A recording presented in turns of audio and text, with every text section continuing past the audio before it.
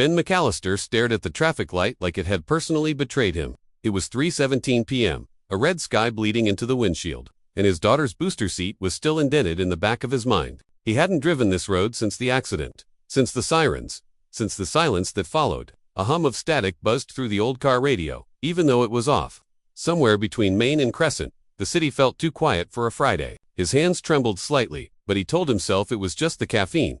Across the intersection, outside the worn brick entrance of Sal's Liquor in Delhi, a scene unfolded like it had rehearsed itself in secret. 2 officers, standard patrol, not even detectives, were pinning a woman down on the sidewalk. Her face was pressed to the concrete, her hands twisted behind her back. She wasn't resisting, she wasn't even speaking, but her eyes couldn't look away. They weren't afraid, they were waiting. Like she knew. People were filming, of course, that always happened. A crowd hovered but said nothing. It felt like a play everyone had seen too many times to interrupt. But just as Ben reached for his phone to call it in, something went wrong. One of the officers looked down, confused. The other pulled back suddenly, like he'd touched a live wire. The woman whispered something not loud, not desperate, but calm, and then she was gone, just gone. No one screamed. No one ran. It was like the air folded inward, and she'd slipped into it.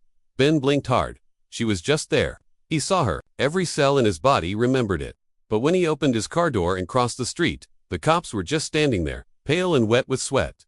One of them dropped his baton like it had started burning. No one in the crowd said a word. No one moved. Then a little girl, no more than 3, clutching a cherry lollipop, turned to her mother and said, "Mommy, why did Auntie Claire wear her army costume again? She's supposed to be dead." Ben didn't breathe. He hadn't heard that name. In 13 years, Claire Eddington was buried at Fort Logan National Cemetery with full honors. A military funeral, closed casket, service broadcast across 3 states. He remembered the folded flag, the trembling hands. He remembered the photo, the one that was wiped from every database 2 weeks after the funeral. He remembered the secret file marked "Do not reopen under any circumstance." He remembered the whispered rumor at the station. She didn't die. She disappeared. But now there were footprints where no body had walked.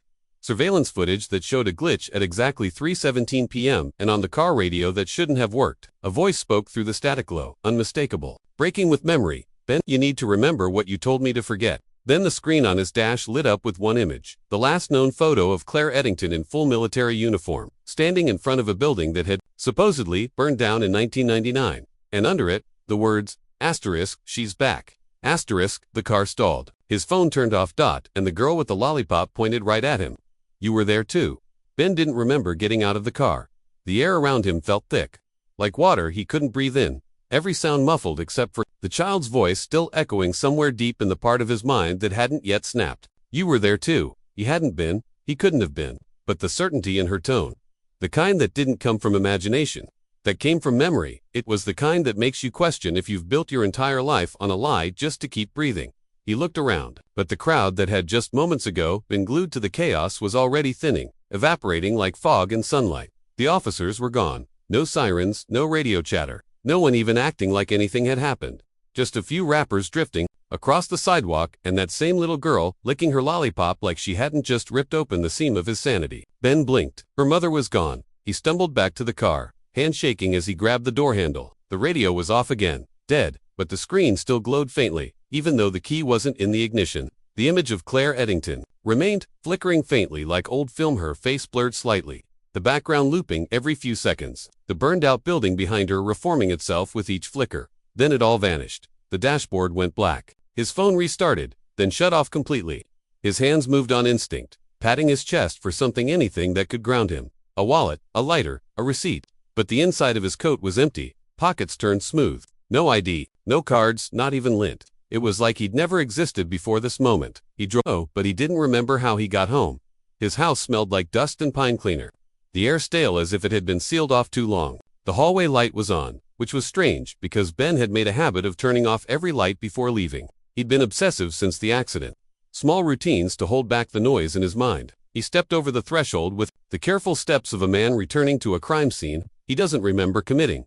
The picture frames on the wall had been rearranged. Not moved, rearranged. A family photo that had always sat at the top left corner. Ben, his wife Carolyn, and baby Mio was now at the center. But there was something wrong with it. Something wrong with Carolyn. Her smile looked forced. No faked, not like a woman smiling for a camera, but like a stranger had copied her face, studied it, and stitched the expression back on wrong. Ben touched the glass. his reflection didn't stare back. He walked deeper inside. The silence, growing louder. In the kitchen, the fridge light was blinking off, on, like it was trying to communicate something. The flicker synced perfectly with the sound in his ear, a soft static that wasn't quite noise, more like a signal, a low-frequency hum, barely noticeable unless you were already losing your grip. On the table sat a small cassette recorder. He hadn't seen in over a decade. It had dust rings around it, like it had been there for years, but Ben knew, he knew, it hadn't been there that morning. He reached out with trembling fingers and pressed play. A voice crackled through, warping like it was underwater. Greater than they think she's dead. That was the deal. You told them she was dead. You buried her alive. Ben. His stomach twisted.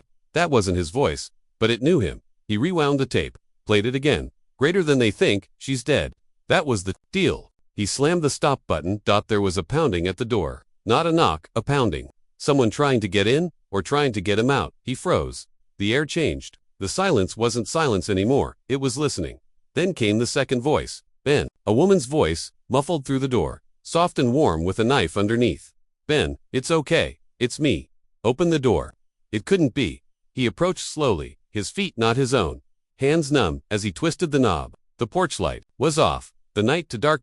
She stood there in uniform, crisp, perfectly pressed, not a speck of dirt or ash on her collar. Her face was calm, unlined, like time had spared her. Claire Eddington, the woman buried with full military honors, the woman he watched be lowered into the ground. Ben's mouth opened, but nothing came out. She stepped forward like she belonged there. I didn't come to hurt you, she said. I came to remind you. He didn't let her in. He didn't have to. She walked past him like the door wasn't even real. Her boots didn't make a sound on the hardwood floor. Do you remember the bridge? She asked quietly, standing in front of the living room window, staring out like she expected someone else to arrive. The one near Belridge, where we left the others. Ben felt the cold rise through his feet, into his ribs. There's no bridge near Belridge, he said. She turned slowly, smiled. There is now. The next morning, Ben's phone finally powered back on. The lock screen showed no missed calls, no messages, no apps. The wallpaper had changed. It was now a grainy photo of a child sitting on a rusted swing, face turned away, a dog tag looped around their tiny wrist. He didn't recognize the child, but the tag had his name on it. He called his sister. She picked up groggy. Ben. Jesus, where have you been? Carolyn said, you vanished. Mia was asking about you all night. I don't have a daughter. There was a pause. Is this a joke? Ben checked the bedroom. No crib, no baby photos, no evidence of a child ever living there. Just empty frames. Are you okay? His sister asked. You sound ... wrong. He hung up. That night, he couldn't sleep. The static returned in waves, louder each time he tried to close his eyes. When he finally did, he dreamed of fire. A woman running through a field, screaming without sound, and a single phrase, scratched in reverse across every surface in the dream. Greater than asterisk, we remember what you forget. Asterisk, he went to Belridge, that there was no bridge, just dirt, and an old chain-link fence with a faded government warning. Asterisk, no trespassing, site closed due to contamination. Asterisk, beyond it, weeds grew over crumbling concrete. But beneath that, a faint path had been worn, like someone had been walking it for years. He followed it. At the end of the path, he found something he didn't know how to explain, a rusted sign, half buried in ivy. Greater than Eddington Research Division, do not enter. Without escort level 4 clearance required. He touched the metal. The moment his skin connected, a sharp buzz cut through his skull. Not pain, exactly. Data, a flood of voices, memories, overlapping timelines all trying to scream through a hole that shouldn't exist. He staggered back, retching into the dirt. A long silence. Then, just before the voice faded completely, your daughter. The next morning, the news reported that a 3-year-old girl had gone missing from the same area last seen at Sal's Deli. Holding a red lollipop. No security footage, no witnesses. Her name, Mia Caroline McAllister. Ben dropped the newspaper. He went to his bedroom, opened the drawer he swore he'd emptied. Inside, a dog tag, asterisk, Mia C. McAllister Dobb, August 14, 22, EXP, August 14, 25, asterisk, expiration. The tag was warm. Then came a knock, same pattern as before. 3 slow, 1 fast, 1 held. He already knew who it was, but when he opened the door this time, the woman standing there wasn't Claire. She looked like someone pretending to be human. Something slightly off, like her eyes had been photoshopped in real life. Too sharp, too still, and her voice. Ben, I'm your daughter. He stared. You're not real, he whispered. I'm what they didn't want you to remember. She replied, tilting her head, smiling too widely. And now that you've seen me, they'll come for you next. Behind her, the sky began to tear open just a little, like a curtain fluttering in a draft. and in that narrow seam, he saw them dozens of others, standing still, waiting, all wearing the same uniform, all with empty eyes, and every single one of them had his face. Ben stood in the hallway, light bleeding through the cracked blinds, the silence thick with suggestion. The girl who said she was his daughter had vanished before the door even finished. Closing behind her, no wind, no footsteps, just absence, like she'd never been there at all. He spent hours combing through the house, every drawer, closet, attic boxes, if evidence of her would confirm something real, something logical. But all he found were things that felt planted. A dusty shoe he didn't recognize, a drawing of a house that matched his childhood home down to the broken porch step, a page torn from a notebook with a date circled, September 12, 1998, the day of the drill. He hadn't thought of that day in years, or maybe he had. Maybe it was always circling, like a dog trained to wait for its leash. Back then, he was 12. A siren had gone off during lunch, not the usual school lockdown tones, but something deeper, mechanical, like metal groaning from beneath the earth. The teachers had panicked. Some screamed, others simply stopped moving, like their minds froze mid-thought. No one told them it was a drill, no one told them anything. They were herded into the gymnasium, where army men, not police, not firemen, but soldiers, lined the walls without speaking. One girl, a 5th grader named Ashley Trent, wouldn't stop crying. She kept saying her brother was trapped under the floor, that she could hear him scratching. Then she began screaming a name over and over. Claire. They took her out through the side door. Ben never saw her again. Now, standing in the same house he grew up in, though he'd sworn he sold it 10 years ago. Ben touched the torn notebook page again. The handwriting looked like his, but it wasn't. The loops were too tight, too careful. Like someone tried to imitate how he used to write but missed the parts no one could fake. The pressure tilt, the hesitation loops in the ES, the downward flick on the R. That's when he heard the tape recorder again, still sitting on the kitchen table where he'd left it, though he was sure he'd smashed it with a hammer that morning. It clicked on by itself, rewound. Greater than there is no daughter. There never was. She was a placeholder, a memory stitch. He backed away, but the tape continued.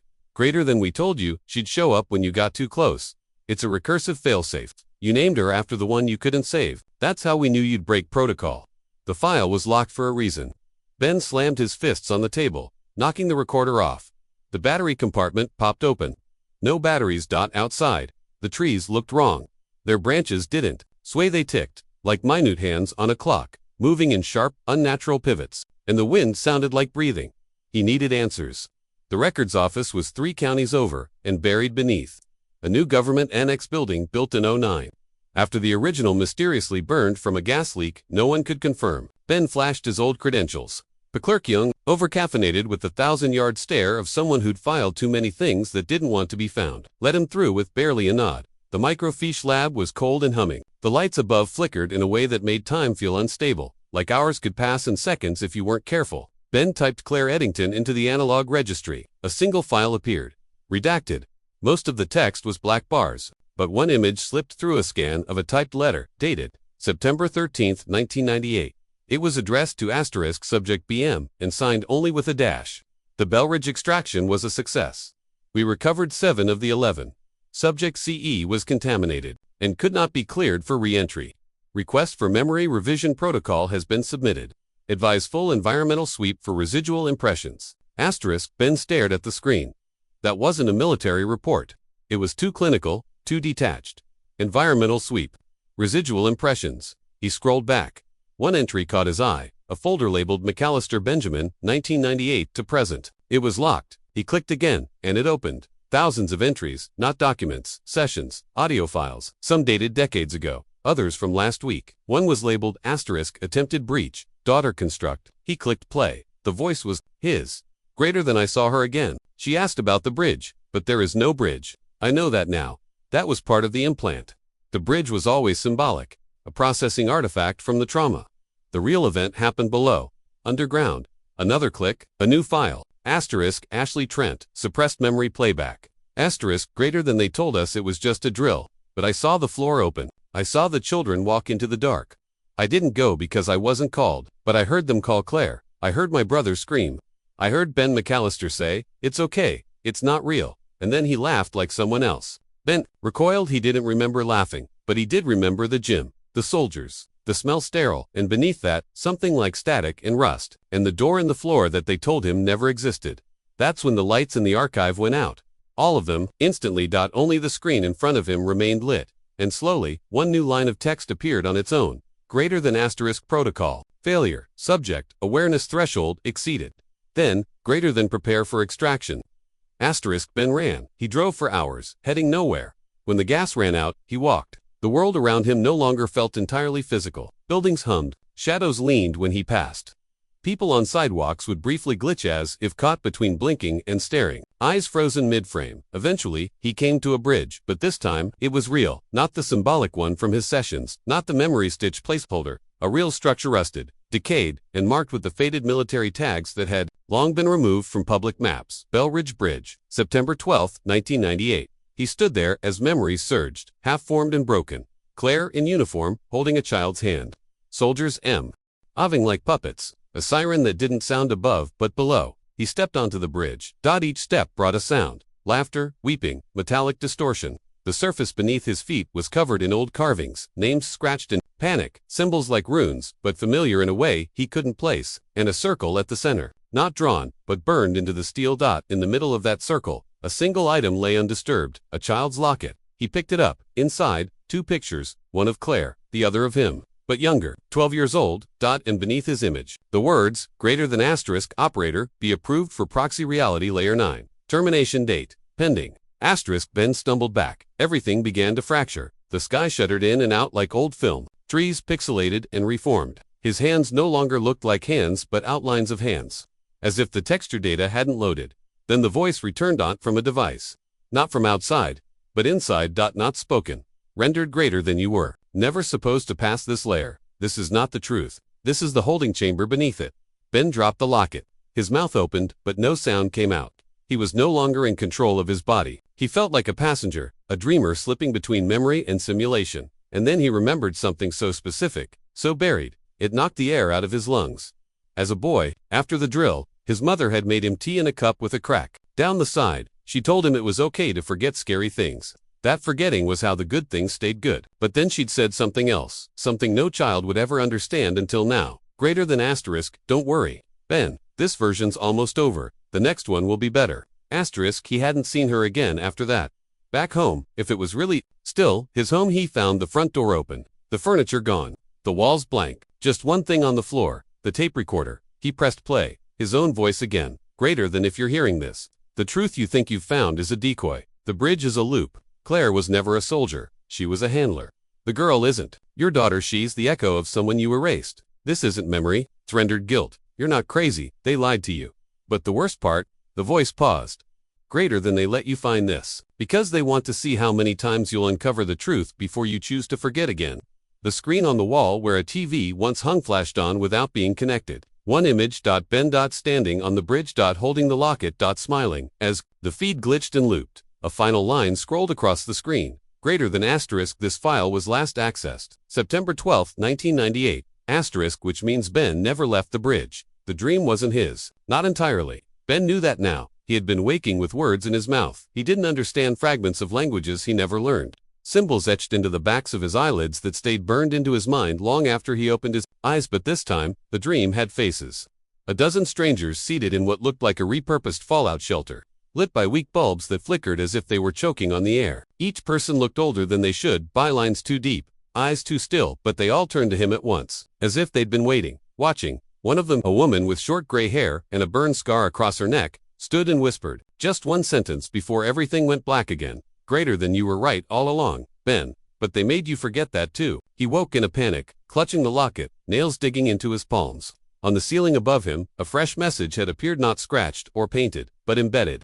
Like the material of the ceiling had rearranged itself to communicate. Asterisk, we see you. Operator B layer 9 is compromised. Asterisk, the words pulsed once, then dissolved. Ben was not alone in this. That was the new sickness settling in. Others had been watching, always. Not just handlers or observers, but people like him. Survivors of memory glitches so deep, so carefully orchestrated, they no longer trusted mirrors, let alone time. They were hidden in laundromats with no clocks, in abandoned motels with surveillance blackouts, in basements beneath coffee shops that didn't exist on GPS. He found the first contact, not by searching, but by listening. A low, irregular beeping had begun in his right ear 2 nights earlier, just beneath the threshold of normal sound. It followed no human rhythm but matched the pulse of the bridge's center circle. He transcribed it on instinct, not knowing why. The pattern translated to coordinates somewhere deep in the rural Midwest, a town long erased from public maps, but still held in the folds of trauma. Lambs Hollow, Mo, population, unknown, government presence, denied, status, decommissioned due to contamination. He had to. The town was a ghost, but not silent. Billboard signs turned to static when he passed. Dogs wouldn't bark. Children on cracked swing sets stared at him without blinking, as if they were only mimicking what children looked like. He followed the coordinates to an abandoned church, the kind with rotting pews and scriptures still hanging in shreds on the wall. And there, beneath the pulpit, was a metal door with no handle, only a handprint scanner. It lit up the moment he touched it. Below, in the dim belly of the church, he met the others. They didn't speak in greetings or apologies. They simply nodded, like a long loop, had finally reconnected. One of them, a man named Harold who looked like he hadn't slept since 2003, led him to a projector room where grainy video played in loops on cracked monitors. Some were dated, some weren't. All of them had one thing in common. Ben saw himself on playgrounds he never visited, on stairwells in buildings he never entered, wearing clothes he didn't own, talking to people whose faces were pixelated, always watching the camera. He watched one tape marked Operator B Fallback, January 22, 1998, where he sat alone in a white room, hands folded, whispering, "Greater than if I remember too much, they'll trigger the reset. I can't trust names, not even mine. If you're watching, it's already started again." Harold didn't say much. None of them did, but they gave him a journal. It wasn't a guide, it was more like a ledger. Symbols, patterns, eye diagrams. Maps of bridges that don't exist anymore. Dates that repeated through history with surgical precision. April 7, 1952. June 14, 1977. September 12, 1998. Each time marked by what the government called unexplained atmospheric interference, but what the journal simply labeled as mirror fractures. Inside the back cover was a list. Names of people the others believed were like him. Some were marked retrieved, others expired. Only 3 remained unmarked. One was Ben, another was Claire. The third was someone new, Monroe L. Caldwell. Watcher class. Level, unknown. Other information, just a symbol beside the name. Open. I split down the center. That night, the dreams came heavier. Not dreams, exactly, downloads. Streams of moments that didn't belong to him but fit somehow. A girl crouching in a forest bunker, drawing circles into the dirt while whispering 9 is a lie. 9 is a loop, 10 is below. A boy waking up screaming that his reflection had blinked first. And a man, possibly himself, staring into a camcorder, whispering urgently, "Greater than don't follow the bridge, follow the error. Follow the frames that stutter." Ben began noticing it more. The glitch. Not just in screens, but in real life. People repeating movements twice in the span of a second. Rain that hit the ground but made no sound. A flock of birds freezing mid-flight for less than a blink before continuing.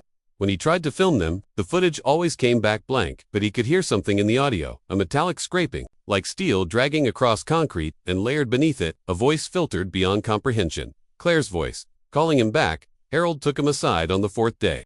Handed him a burned disc with no label. This was recorded in 2005. Found it buried in a redacted archive marked as classified under Project Latchkey. They tried to wipe it, but we kept a fragment. You need to see it now. The video played in bursts. It looked like found footage, shaky, poorly lit. A man's voice narrated from off-camera. "This is Caldwell, Monroe Caldwell. If you're hearing this, you've cracked layer 9. Good. That means your memory stack is degrading slower than expected. I don't have long. The system's beginning the purge cycle. Listen carefully. You are not the subject. You're the observer. Asterisk who became the subject. Asterisk they looped your empathy response too many times. It broke the firewall. That's why you see the glitches. That's why they're watching you now." The screen cut to black. Then one frame, a still image. Ben. But this time, he wasn't alone in the shot.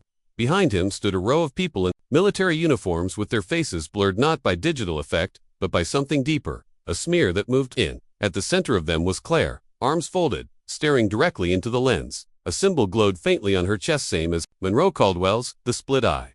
The feed shut off. Ben turned to Harold. "What is this? Who was Monroe?" Harold looked down, then handed Ben another piece of paper, this one thin, like onion skin, already browning at the edges. It was a death certificate. Asterisk Monroe L. Caldwell, declared deceased, September 13, 1998. Cause of death, cognitive collapse. Asterisk Ben read it twice. But the footage, he's alive in 2005.